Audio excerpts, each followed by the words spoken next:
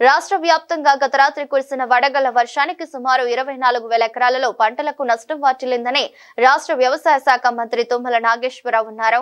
రాష్ట్ర వ్యాప్తంగా చూస్తే సిద్దిపేట జిల్లాలోని పంట నష్టం ఎక్కువగా జరిగిందని మంత్రి తుమ్మల తెలిపారు. సిద్దిపేట జిల్లా చిన్నకోడూరు మండలం ఇబ్రహీం నగర్ లో ఇటీవల కురిసిన వడగళ్ల వర్షాలకు నష్టపోయిన మిర్చి, వరి పంటలను మంత్రులు తుమ్మల నాగేశ్వరరావు, పొన్నం ప్రభాకర్, శ్రీధర్ బాబు, జిల్లా కలెక్టర్ మను చౌదరితో కలిసి పరిశీలించారు.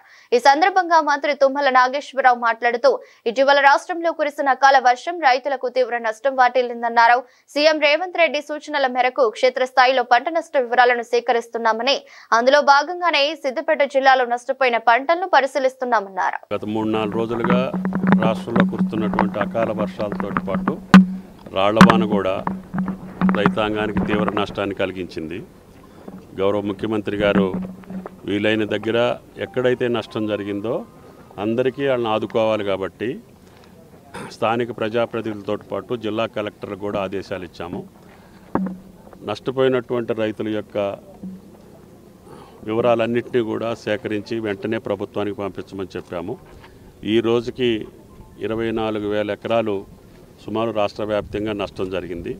అందుట్లో పెద్ద ఎత్తున ఎక్కువ నష్టం జరిగింది సిద్దిపేట జిల్లా. అందుకని ఈరోజు సిరిసిల్ల వెళ్తా సిద్దిపేట కలెక్టర్ గారికి కూడా విజ్ఞప్తి చేశాము. మీ దగ్గర నష్టపోయినటువంటి ప్రాంతాలు కొన్ని చూద్దామని. సాయంత్రం మళ్ళీ కొన్ని ప్రాంతాలు చూడటానికి ప్రయత్నం చేస్తాను. తప్పకుండా నష్టపోయినటువంటి రైతుకి ప్రభుత్వ పరంగా సహాయం అందించడానికి ముఖ్యమంత్రి గారు, కేబినెట్ కూడా నిర్ణయం తీసుకుంది. తప్పకుండా వాళ్ళకి సహాయం అందించే కార్యక్రమం తీసుకుంటాం. Thank you.